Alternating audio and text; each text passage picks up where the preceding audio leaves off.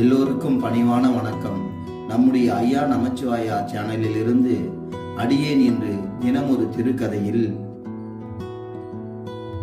என்னப்பா அவர் யார்? அவரு தினமும் கோயிலுக்கு வராரு. ஒரு நேரத்து பார்த்தா முட்டி போட்டு சுத்துறாரு, இன்னைக்கு பார்த்தா அடி எடுத்து கோயில வளம் வராரு. அன்னைக்கு பார்த்தா ஞாயிற்றுக்கிழமை வரா பார்த்தா காலையில் உட்காந்துவர், சாயந்தரம் வரைக்கும் இங்கேயே உட்காந்துக்கிறாரு. நட சாத்தனாலும் வெளியே வந்து உட்காந்துக்கிறாரு. சாயந்தரம் தான் கிளம்பி போறாரு. அப்படின்னு அவருக்கு என்ன கஷ்டம்? ஆமா, அவருக்கு என்ன அப்படின்னா ஏதோ ஒரு பெரிய ஒரு பிரார்த்தனை இருக்குங்க அவருக்கு. ஆனா யாருக்கிட்டையும் சொல்ல மாட்டேன்றாரு. அப்படியா? ஆமா, இந்த கோயிலுக்கு எத்தனை வருஷமா வராரு அவரு வராருங்க. 20 வருஷமா வந்துங்கிறாரு. அப்ப நீ 20 வருஷமா வந்துங்கிறியா? நான் வருவேன். நான் வரும்போதெல்லாம் அவர் வருவாரு. நான் சாமி கும்பிட்டு போயிடுவேன். ஆனா இவரை மாதிரிலாம் ரொம்ப டீப்பா அப்படியே சாமியே சுத்திட்டு இவருடைய சாமிகிட்டே உட்காந்துக்கிட்டு அப்படிலாம் இல்லைங்க. சரி, அவருக்கு என்னதான் அப்படி ஒரு பிரார்த்தனை? எனக்கு என்ன தெரியும்? ஆனா அவர் யாருக்கிட்டையும் அதெல்லாம் பேசுறதே கிடையாது. அவர் வருவாரு, பிரார்த்தனை பண்ணுவார், இங்கேயே உட்காந்து கிடப்பாரு. அப்புறம் டைம் ஆச்சு நேராக ஆஃபீஸ் போயிடுவார், எடுத்து போயிடுவார். அப்படின்னா சொல்லு, அவர் வீடு விட்டா ஆஃபீஸ் விட்டா இந்த கோயில், அப்படிதானே? ஆமாம், ஒரே சிவபக்தன். ஓஹோ, சரி. ஒருவேளை அவருக்கு பசங்களுக்கு ஏதாவது வேலை கிடைக்கணும்னு பிரார்த்தனை பண்ணுறாரா? அடப்பாங்க, 2 பசங்களுக்கு நல்ல வேலை கிடைச்சிடுச்சு, நல்லா இருக்கானுங்க. அப்புறம் ஏன்னா பணம் நிறைய வேண்டும், பெரிய கோடீஸ்வரன் ஆகணும் வேண்டியதில்ல. ஐயே, அப்படிலாம் கிடையாதுங்க. அவருக்கு ஏகப்பட்ட சொத்து இருக்குது, நல்லாவே இருக்காரு. அப்புறம் என்னதான் அவருக்கு வேண்டுதில்லை? ஒருவேளை அரசியல்வாதியாக எம்எல்ஏ ஆகணும், எம்பி ஆகணும்னு நினைக்கிறாரோ? ஏங்க சும்மா கரெக்டாக பண்ணாதீங்க. வேற என்னதாங்க இருக்கும் அவருக்கு? ஒருவேளை அவர் எப்பயாவது பெரிய கோடீஸ்வரன் ஆகணும் அப்படின்னு ஒரு மறுபடியும் இன்னும் பணம் நிறைய சேரணும்னு வேண்டியதில்ல. ஆசை யாரை விட்டது? அதெல்லாம் இல்லைங்க, நீங்க வேற. சரி, அப்படி என்னதான் அவருக்கு பிரார்த்தனை? இப்படியே சாமிகிட்டே இங்கேயே உட்காந்துக்கிறாரு. என்னதான் அவர் வேண்டுதல்? அவரே தான் கேட்டு பாரு. நீ வேறங்க, அவர் யார்கிட்டையும் பேச மாட்டாருங்க. 3 வருஷமா பாக்குற, பாட்டுன்னு உட்காருவார் சாமி. ஆனால் சாமி கிட்ட பேசுவாருங்க. அவர் முட்டி போட்டுன்னு அவர் பாட்டுன்னு சாமியை பார்த்து ஏதாவது முனைவிட்டு இருப்பாரு. அப்படியா? ஆமா, சாமி கிட்ட பேசுவாருங்க அவரு. பாரியா? ஆமா, அவர் கூட ஒருத்தர் வராரு. அவன் ஃப்ரெண்டுங்க. அவங்ககிட்ட தான் பேசுவாரு, ஆனால் மற்றவங்கிட்ட பேச மாட்டாரு. அவனும் வருவானா? அவன் வருவான், எப்பயாவது அடிக்கடி வருவான். ஆனால் இவர் மாதிரி தொடர்ச்சியாக கூட வர மாட்டான். வருவான், அடிக்கடி வருவான் அவனும். ஓஹோ,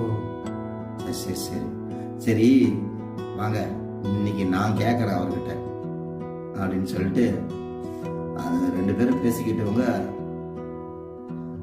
அவர்கிட்ட போயிட்டு, சார் வணக்கம். சார் வணக்கம், சொல்லுங்க. என்ன சார் ஒரே பிரார்த்தனையா இருக்குது, எப்பா பாரு ஐயா கிட்டே இருக்கிறீங்க. சிவன்னா ரொம்ப பிடிக்குமா உங்களுக்கு? ஆமாங்க, எனக்கு எல்லாமே அவர் தான், என் லைஃபே அவர் தான். நீங்கள் இந்த லெவலுக்கு இருக்கிறன்னா அவர் தான் காரணம். சும்மா சாதாரணமாக சுற்றிட்டு இருந்தேன் நான். இன்னைக்கு ஒரு ஆஃபீஸராக இருக்கிறேன்னா அதுக்கு அவர் தான் காரணம். சரிங்க, எல்லாம் உங்களுக்கு நடந்துருச்சு, நல்லா தான் இருக்கீங்க, உங்கள் ஒய்ஃபு எல்லாம் நல்லா சந்தோஷமாக இருக்கீங்க கேள்விப்பட்டேன். ஆனால் என்ன உங்களுக்கு ஏன் இவ்வளோ பிரார்த்தனை பண்ணிட்டு இருக்கீங்க, முட்டி போட்டு வணங்குறீங்க? ஒரு நாள் நீங்கள் இங்கேயே உட்காந்துக்கிறீங்க, காலையிலேருந்து மதியம் சாப்பிடாம. அப்படி என்ன சார் உங்களுக்கு வேண்டுதல்? நானும் உங்களை பல வருஷமா பார்த்துட்டு இருக்கேன். சொல்லி ஆகணுமா? இல்லை, தெரிஞ்சுக்கலாம் தான் சார் கேட்குறேன். ஒன்றும் இல்லை, எனக்கு ஒரு பெரிய வருத்தம் இருக்குது மனசுல.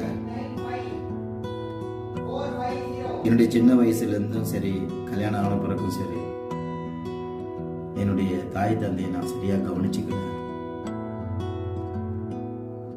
அடுத்த ஜென்மத்திலேயாவது அவங்களுக்கு நான் மகனாக பிறந்து அவங்களுக்கு நான் பணிவிடை செய்யணும். இந்த ஒரே ஒரு வேண்டுதல் தான் சாமிகிட்ட இத்தனை வருஷமாக வேண்டிக்கிட்டு இருக்கேன். வேற எதுவும் எனக்கு ஒன்றும் வேண்டாம். இதை கேட்ட உடனே அந்த இருவருமே ஷாக் ஆயிட்டாங்க. அப்படிங்களா? கவலையே படாதீங்க, நான் ஒரு அற்புதமான கோரிக்கை வேண்டுதல் நிச்சயமா நிறைவேறுங்க அப்படின்னு சொல்லிட்டு இருக்கும்போது, அம்மா இவரு உங்க கூடயே வர்றாரு, இவரும் பிரார்த்தனை பண்றாரு, இவருக்கு என்ன அவ்வளோ அப்படி இவருக்கு என்ன வேண்டுதல்? அதை நீங்க அவங்ககிட்டயே அதை நீங்க அவர்கிட்டயே கேளுங்க. உங்களுக்கு என்ன சார் அவ்வளோ வேண்டுதல்? இவன் எனக்கு ஆப்போசிட்டா வேண்டினுங்கிறாங்க.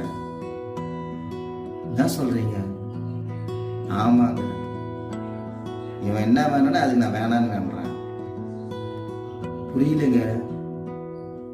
எனக்கு அடுத்த ஜென்மத்தெல்லாம் இந்த அப்பா அம்மா எல்லாம் வேணாம், கூட பிறக்க வேணாம். ஐயா, அப்புறம் மனைவி? ஐயோ சுத்தமா வேணவே வேணாங்க. என்னங்க அப்படி சொல்றீங்க? ஆமாங்க, அப்படின்னா தாங்க உங்க மனைவி பண்ணாங்க, அவங்க அடுத்த ஜென்மத்தில் அவங்க வேணான்னு சொல்றீங்க. நாங்க அவ பின்னாடி நாங்கள் வரவு செலவுலாம் கேட்குறாங்கவா? வரவு செலவு கேட்குறாங்களா? சரி, உங்க அப்பா அம்மா ஏன் வேணான்றீங்க? அவங்க கூட சேர்ந்து கேட்குறாங்க அவங்களும். ஓஹோ, ரொம்ப சந்தோஷங்க, ரொம்ப சந்தோஷம் என்று பேசி கொண்டிருக்கும் போதே ரொம்ப எங்களுக்கு இத்தனால உங்களை பற்றி தெரிஞ்சுக்கணும்னு கேள்விப்பட்டேன். நான் அருமையான வேண்டுதல் உங்களுக்கு நிச்சயமாக நிறைவேறும். ரொம்ப நன்றி, போயிட்டு வரேங்க அப்படின்னு 2 பேரும் அவர்கிட்ட பேசிட்டு சொல்லிட்டு அங்கிருந்து ஈசான் லிங்கத்தாரை வணங்கிட்டு கிளம்பி போயிட்டாங்க.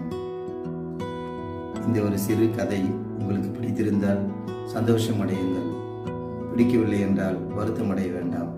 திருச்சிற்றம்பலம், திருச்சிற்றம்பலம்.